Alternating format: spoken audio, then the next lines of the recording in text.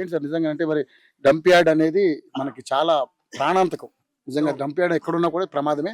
దాంట్లో రకరకాల మెడిసిన్స్ వ్యర్థాలు వేస్తారు. ఆపరేషన్ చేసిన తర్వాత చిన్న ఆపరేషన్ వ్యర్థాలన్నీ కూడా వేస్తారు. ఎక్స్పైరీ డేట్ అయిపోయినటువంటి మెడిసిన్స్ కూడా దాంట్లో పడేస్తారు. ప్రతిదీ వేస్తారు దాంట్లో. సో దానివల్ల అది ఫైర్ చేసిన తర్వాత గాలి పొల్యూట్ అవుతుంది, వాయువు పొల్యూట్, అన్నీ పొల్యూట్ అవుతాయి. సో మరి ఈరోజు కూర్చున్నారు, మీకు ఎవ్వరు మద్దతు లేదు, మీకు మీరే మద్దతు. సో మరి ప్రభుత్వం దిగి వస్తుందని ఏ విధంగా అనుకుంటున్నారు? మేము చేసే పోరాటం 100% న్యాయ పోరాటం. ఇది ఎవరినో బదలాం చేయడానికి ఏదో చేయడానికి కాదు. మేము మా డిమాండ్ న్యాయమైన డిమాండ్ కాబట్టి ఎన్ని అనుమతులు ఉన్నా, ఎంతమంది అధికారులు వచ్చినా, ఎంతమంది పోలీసులు వచ్చినా, ఎవరు వచ్చినా కూడా ఈ న్యాయ పోరాటం తగ్గాల్సిందే. మనం చూసుకున్నట్టయితే గతంలో ఎన్నో న్యాయ పోరాటాలు జరిగినాయి. అక్కడ నిజం ఉంది, న్యాయం ఉంది కాబట్టి మేము డంప్ యార్డ్ ఆగిపోతుందని ఒక దృఢనిశ్చయంతో ఉన్నాం. మనం చేసేది న్యాయ పోరాటం. ఎవరికి భయపడం, పోలీసు వాళ్ళకి భయపడం, అధికారులకు భయపడం. ఎవరు బెదిరించినా, ఎవరు ఏం చేసినా ఈ న్యాయం ఉంది కాబట్టి గెలుస్తుందనే ఉద్దేశంతో మేము ముందుకు కొనసాగుతున్నాం. అలాగే మమ్మల్ని నిర్బంధిస్తే మరి ఈ నిర్బంధ కాండం ఎవరు చాలా రాణిస్తలేరు. మా వాయిస్ బయటకు వస్తలేదని మేము టవర్ ఎక్కినాం. టవర్ ఎక్కి నిరసన తెలియజేయడం జరిగింది. అక్కడ నిరాహార దీక్ష కూడా చేయడం జరిగింది 4 గంటలు. మేము చాలా మాకెందుకు మేము టవర్ ఎక్కి రావాలని మాకేమన్నా చోక? మాకు పిల్లలు ఉన్నారు, అందరు ఉన్నారు. ఎందుకు? మా బతుకు తెరువు కోసం, మా గ్రామం బతుకు తెరువు కోసం ఇవాళ టవర్ ఎక్కి నిరసన కూడా తెలియదు. మా వాయిస్ తెలియాలనే మేము టవర్ ఎక్కడం జరిగింది. మరి ముఖ్యమంత్రి గారు మీరు ప్రజాపాలన అంటున్నారు, మరి ప్రజల శ్రేయస్సు కావాలంటున్నారు. ఇది రైతు రాజ్యం అంటారు, రైతు పార్టీ అంటావు, అన్ని అంటావు. మరి ఎందుకు మా పచ్చని అడవి తల్లిలో మీ చిచ్చు ఎందుకు పెట్టినారు? ఈ డంపింగ్ యార్డ్ అనే చిచ్చు ఎందుకు తీసుకొచ్చారు ఇక్కడ? నాయనా మేము కష్టపడి రెక్కలు ముక్కలు చేసుకొని పండించి పంట మేము తినకుండా మీకు పంపిస్తున్నాం. అక్కడ మా బతుకు తెరువు ఏంది? మీకు హైదరాబాద్ పంపించి ఆ కూరగాయలు పంపించి చాలా డబ్బులు వస్తే అవిటితోనే బతుకున్నాం. ఈ రోజు మద్దతు ధర ఉందా? పంటలు నష్టపోయినా మీరే భరించారు. మొన్న మా టమాటా రైతులు ఉన్న కొద్ది రోజులు ధర ఉంది, ఆడికి ధర పడిపోయింది. చేన్ల మీదే వదిలేసినాం, 54 కిలోలు వచ్చేస్తుంది టమాటా. చేన్ల మీదే వదిలేసినాం. లక్షల రూపాయలు లాస్ అయినాం మేము. ఇలా సన్న బియ్యం పండిస్తాం, మేము సన్న బియ్యం బయట అమ్ముకుంటాం, దొడ్డు బియ్యం తింటాం, రేషన్ బియ్యం దీన్ని బతుకుతున్నాం. ఇలాంటి రైతుల దగ్గరకు వచ్చి మీరు ఎందుకు చిచ్చు పెట్టినారు? ఎందుకు? మీకు మేము మేలు చేస్తే మీరు మాకు కీడి చేస్తారా? మీ చెత్త మాకెందుకు? ఇదే మరి సీల్డ్ కవర్లు, సీల్డ్ ట్యాంకులు తీసుకొస్తాం. ఇక్కడికి వచ్చినాక కూడా అండర్ గ్రౌండ్ ట్యాంకులు ఉంటాయి, అవి ఉంటాయి అంటారు కదా. మరి అదే ట్యాంకులు, అవే సీల్డ్ కవర్లు పాపం జవహర్ నగర్ లో ప్రజలు బాధపడుతున్నారు కదా, వాళ్ళ దగ్గర పెట్టండి, ఉపశమనం కలుగుతుంది. అక్కడ దమ్మాయిగూడెం, మరి జవహర్ నగర్ ఏరియా ఇవాళ ఎట్లుందో మనందరూ తెలుసు, మనందరం మీడియాలో చూస్తున్నాం. మరి ఆ పరిస్థితి మాకెందుకు నాయన? పచ్చని అడవిలో ఒక అడవి తల్లి ఒడిలో మేము బతుకుతున్నాం, మమ్మల్ని బతకనియండి. ఇట్లా ఇళ్ళనే బతుకుతాం, ఇళ్ళనే చచ్చిపోతాం. మేము కూడా చదువుకున్నాం, అందరం చదువుకున్నా కూడా ఇక్కడ 100% యువకులందరం కూడా వ్యవసాయం చేస్తాం. యువ రైతులం ఉన్నాం ఇక్కడ, ప్రతి ఒక్కరం వ్యవసాయం చేసే బతుకుతున్నాం. మమ్మల్ని ఇక్కడనే బతకనియండి. దయచేసి ఈ డంపింగ్ యార్డ్ను రద్దు చేయండి. రామ్కి సమస్యకి ఏం కావాలి? డబ్బులు కావాలి. వాళ్ళు ఈ 152 ఎకరాల మీద కన్నేసారు. వాళ్ళు కూడా ఏదో జర్మన్ టెక్నాలజీ అని ఇండియాలోనే కొత్తగా తీసుకొస్తున్నామని ఏదో కొత్త ప్రయోగాలు చెప్తున్నారు. నాయనా మీ టెక్నాలజీలు జర్మన్ టెక్నాలజీ మాకు అసలు ఇక్కడ ఏ అధికారి గాని, ఏ రామ్కి సంస్థ ప్రతినిధులు గాని, కలెక్టర్ గారు గాని ఒక అవగాహన సదస్సు పెట్టింది లేదు. ఎలాంటి అవగాహన సదస్సు పెట్టింది లేదు, ఒక పోస్టర్ వేసింది లేదు, ప్రజాభిప్రాయ సేకరణ లేదు, ఏం లేదు. ఓన్లీ ఇవి ఆఫీసుల టేబుల్ల మీద రాసుకున్న రాతలు, రాసుకున్న సంతకాలే తప్ప ప్రజాభిప్రాయ సేకరణ లేదు.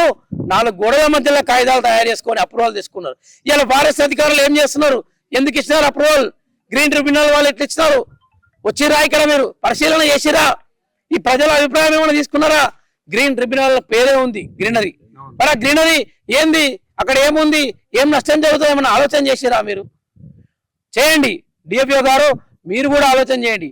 మేము అడవిలో పోయి ఒక చిన్న పొయ్యిల కట్టెలు కొడితే పెళ్లి కోసము, చావు కోసము కట్టెలు అవసరం పడతాయి. గ్రామీణ ప్రాంతాలలో చిన్న కట్టె కొట్టాలంటే అడవి అధికారుల పర్మిషన్ కావాలి. ఒకవేళ మేము పొరపాటున పోయి కొడితే గుడ్డలు గుంజుకపోతారు, వాళ్ళని అరెస్ట్ చేస్తారు, భయాందోళన గురి చేస్తారు. ఒక్క పావు గుంట భూమి దున్నుకుంటేనే వచ్చి వాళ్ళని భయపెట్టి జైలు వేస్తారు. ఇలా అడవి చుట్టూ కంచేసినారు, పెద్ద గోతులు తవ్వినారు. ఎందుకు? అడవి ఆక్రమణ గురవుతుందంట. ఒక్క చెట్టు ఆ కోతులు బాధకు మేము చేను పక్కన ఉన్న చెట్టు కొడితే కూడా వాళ్ళు భరించలేని అటవీ అధికారులు ఈ రోజు మరి ఎందుకు మీరు పర్మిషన్ ఇచ్చినారు? 150 ఎకరాలు ఎక్కడ ఉన్నాయో మీకు తెలుసా? మరి అడవి చుట్టూ అడవే ఉంది, నర్సాపూర్ ఫారెస్ట్ మొత్తం అక్కడే ఉందని మీకు ఏమైనా ఐడియా ఉందా? తెలిసి ఇస్తున్నారా, తెలియక ఇస్తున్నారా? ఇలా నర్సాపూర్ రాయారావు చెరువు ఉంది, ఈ డంపింగ్ యార్డ్ లో ఉన్న వాటర్ మొత్తం అందులోకి వెళ్తుంది. మా ఈ అడవిలో ఉన్న నీళ్ళే అక్కడికి వెళ్ళి నిడుతుంది. దానివల్ల ఒక 20 గ్రామాల చెరువు గొలుసుకట్ట చెరువులు ఉన్నాయి. మా చెరువులకి పొల్యూషన్ నీరు పోయి ఈ ఏరియా అంతా ఏం కావాలి? వికలాంగులు అయిపోవాలా? బుద్ధిమాంద్యం ఉండాలా? నపుంసకూరు కావాలా? మరి మీరు ఏమనుకుంటారు? ప్రజల నుంచి ఏం కోరుకుంటారు? మరో ఫ్లోరైడ్ బాధితులా తయారవ్వాలి. ఈ భూగర్భ జలాలు కూడా మీరు చూడండి, మేము చేనులోకి వెళ్తే వాగులలో నీళ్లు తాగుతాం. మేము మంచి స్వచ్ఛమైన నీళ్లు వాగులలో నీళ్లు తాగి అక్కడ సేద తీరుతాం మేము. అలాంటి నీళ్ళు ఇవాళ పొల్యూషన్ అయితే మరి ఏమవుతుంది? ఇవాళ దగ్గర కోతులు ఉన్నాయి, అవి ప్రశాంతంగా అడవిలో బతుకుతున్నాయి. మరి వాటి పరిస్థితి ఏంది? కృష్ణ జింకలు ఉన్నాయి, నెమళ్ళు ఉన్నాయి, మరి చాలా జంతువులు ఉన్నాయి ఈ అడవిలో. మరి ఆ జంతువుల పరిస్థితి ఏంది? అయ్యా రేవంత్ రెడ్డి, మీకు నిజంగా చిత్తశుద్ధి ఉంటే అక్కడెక్కడో జూ పార్క్ ఉంది, నెహ్రూ జూ పార్క్. ఆ జూ పార్క్ తెచ్చి 152 ఎకరాలు పెట్టండి. ఇంకా కొద్ది జాగా తీసుకొని ఆ జూ పార్క్ ని ఇక్కడ పెట్టుకొని ఈ డంపింగ్ యార్డ్ అక్కడ పెట్టుకోండి. మీకు పొల్యూషన్ రాదు, ఎయిర్ పొల్యూషన్ కాదు, వాటర్ పొల్యూషన్ కాదు, ఏ పొల్యూషన్ కాదు కదా. మరి మీ దగ్గర పెట్టుకోండి అయ్యా, ఏ పొల్యూషన్ ఉండదు, వాసన రాదు, ఏం రాదు. అదే జవహర్ నగర్ కూడా తయారు చేయండి, వాళ్ళు కూడా సంతోషపడతారు. ఇక్కడ ఏమి లేని దగ్గర వచ్చి మాకు చెప్పడం ఎందుకు? దీన్ని మేము ముక్త ఖండంలో ఖండిస్తున్నాం. ఎంతవరకు అయితే అంతవరకు పోరాటం చేస్తాం. మంచిగా చెప్తే వినకపోతే వేరే విధంగా కూడా మా ఉంటాయి. ఈ ఉద్యమాన్ని తీవ్ర రూపం కూడా దాల్చే ఆలోచనలు ఉన్నాయి. మరి వినకపోతే మేము చావు కూడా వెనకాడమని ఈ రోజు అందరికీ తెలియజేస్తున్నాం. మరి మా ఇళ్ళ లోకం కూడా కదిలింది, వాళ్ళు కూడా గట్టిగా ఉన్నారు, వాళ్ళు కూడా వ్యతిరేకిస్తున్నారు. మా విద్యార్థులు వాళ్ళ భవిష్యత్తు కోసం వాళ్ళు పోరాటం చేస్తున్నారు. ఏం చేస్తారు? చీమలు దండే కదా అనుకుంటున్నారు. చీమలే పాముని చంపేస్తాయి, అది తెలియదా మీకు? పద్యాలు ఉన్నాయి. చలి చీమల చేత చిక్కి చావర సుమతి, పాము చచ్చిపోయింది. మరి చలి చీమలమే ఈ చీమలు దండ తలుచుకుంటే ఎంతవరకైనా తెగిస్తాం. నాయనా రేవంత్ రెడ్డి, మేము ఓట్లేస్తేనే గెలిచినాం అయ్యా. మరి మీ ఏం చేయకయ్యా, మాకు అభివృద్ధి వద్దు, ఏమొద్దు, నీ 6 పథకాలు కూడా వద్దు, మాకు రోడ్డు కూడా వేయకు, మేము మంచిగా బతుకుతాం గిట్టనే. మా డంపింగ్ యార్డ్ మాత్రం వద్దు నాయన. మళ్ళీ గెలిపిస్తాం కానీ డంపింగ్ యార్డ్ మాత్రం వద్దు మాకు. ఇది ఒక్కడిది. రాజనరసింహ గారు మీరు స్పందించాలి. మరి గూడెంమైపాల ఎమ్మెల్యే గారు ఈశాన్యముల మంచిగా ఉంటుందని ప్రచారం మీడికంటే మొదలు పెడతారు. గూడెంమైపాల ఈశాన్యముల ఇక్కడ నుంచి మరి ప్రచారం మొదలు పెడితే అదృష్టం ఉంటది, వాస్తు ప్రకారం మంచిదని ఈ నుంచే మొదలు పెడతారు కదా. కాంగ్రెస్ పార్టీ అయినా, బీజేపీ అయినా, టిఆర్ఎస్ అయినా ఏ వాస్తుకు పనికి వస్తాం కానీ బతకనికి పనికి రామా నాయనా. మేము వాస్తు కావాలా నీకు? వస్తావు, దండం పెడతావు, ఓట్లు అడిగినావు. మరి ఇవాళ ఏమైంది? ఇవాళ మా కోసం మీకు వినబడతలేదా? మేము టవర్లకి చచ్చిపోతాం అంటుంటే కూడా మీకు కనువిప్పు కలుగుతలేదా? మరి మీరు ఎందుకు స్పందిస్తలేరు? ఈ రోజు మా నిరాహార దీక్షలు పడతలేవా? మా రోడ్డు మీదకి వచ్చి పనులు మానుకొని మేము పోరాడుతుంటే మీరు ఏం చేస్తున్నారు? అక్కడ మీరు కూర్చొని ఏం చేస్తున్నారు? మీరు ఎందుకు మౌనం వహిస్తున్నారు? గతంలో ఏం చేశారు? కనీసం మీ వాయిస్ ని మేము ఎన్నుకున్నందుకైనా మీరు ఆ అసెంబ్లీలో మా వాయిస్ ని గలమెత్తండి, మాట్లాడాల్సిన అవసరం మీరు ఎంతైనా ఉందని కోరుకుంటున్నాం. ఈ డంపింగ్ యార్డ్ రద్దయ్యే వరకు మేము ఈ ఉద్యమం అయితే ఆపం. ఏం జరిగినా సరే కేసులో కూడా భయపడం, దేనికి కూడా భయపడం.